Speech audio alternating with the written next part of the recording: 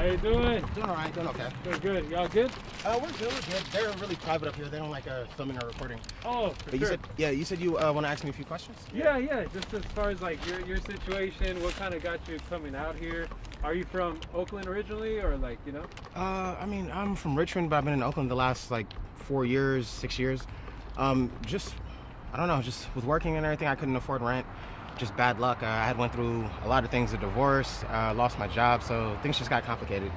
And I ended up out here just being in a tent for a while. Do you have to seek that for yourself sometimes? Sometimes, yes. Yeah. Sometimes I have to go to Richmond or go over to MLK out here in Oakland, and they have a needle exchange. Yeah. And that's for like the harm reduction, right? Yes. Okay, great. So what do you think about that program? Do you feel like I think it's very important. It's extremely important. It's something that's definitely a necessity. Yeah. And do you feel like, as far as that, do you feel like they help induce an addiction? No. They provide awareness and just allow it to be. I mean, if it's going to be done, they just make sure that it's safer, that people understand like methods and ways to better use or at least protect themselves or be healthy about it or prevent like overdosing. Just it's not enabling it. It's just more, in a way, it's kind of prevention because they bring awareness to it. So people they do it in a smarter way. Yeah, they do it in a healthier way. So, and they provide containers and everything to dispose of the needles. So it's just like, it's way better. It's way better than just people just getting high and just not having any way to help themselves if they overdo it, if they overdose. If it's a safer environment.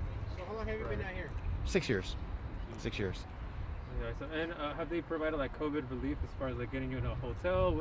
They've offered it. They've offered it if you have it. They've offered it. But. And as far as that, like if they do offer you a motel room, would you take it? Yeah, I definitely would. Yeah, definitely. Okay, I definitely would. And let me see another thing. How about like any as far as like, there's like gangs around here and stuff like that. To be honest, I'm a gang member myself. I'm a Crip. But the gang activity up here, there's no issues with the Norteños or the Serranos. There's no issues with Kumi or Jama. There's no issues with Crips or Bloods. To be honest, they leave the homeless alone. It's more just inner policed or inner ran. It's just, we don't have any issues of violence or theft or anything like that. They kind of just, we do our own thing. We stay out of trouble. We try and respect the law, and we just keep amongst ourselves. We follow our own code and our own rules. Yeah, just being out here in Oakland, there's not that many gang members. It's different. Like in the Bay Area, it's not really gangs. It's more like the neighborhoods and everything. They have their own kind of crews or sets, or just it's not gang organized like that. People, they look out for their own. Yeah, but we don't get that issue up here, especially in the homeless community. They don't really bother us. Yeah, we don't have that problem. We don't really even hear about like local like incidents in the community. Like it's low activity. It's pretty mild. Yeah.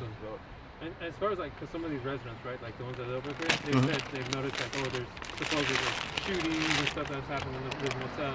Oh yeah, there's a lot of activity at the motel, I guess. But I mean, that's always gonna happen anywhere if there's a hotel and there's a lot of people coming through, and it attracts that type of attention. But up here, no problems like that. Yeah, we don't have any issues with shooting, stabbings, stuff like that. If we have to kick someone out, like we kick somebody out, but like we don't have any problems up here. To be honest, we're in a tough situation, and we just kind of want to get out of it, you know? We're just surviving.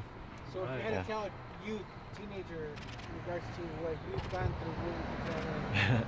Definitely, I would tell them to be safe about everything, to be smart.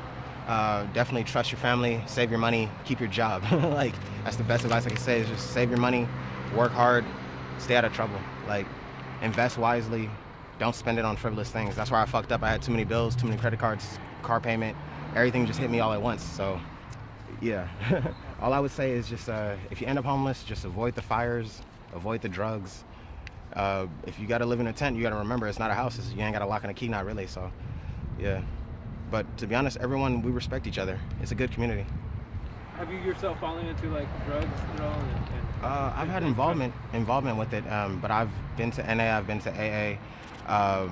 My issues with drugs, whether it's selling it or using it, hasn't been something that's tore my life apart. It hasn't affected my life. It's just something, it's in the environment. But like, I've stayed in connection with my family, with my friends, with my own integrity. Whether I'm sober or intoxicated, I'm still myself. So drugs, they don't have a big part of my homeless condition or life in general, to be honest.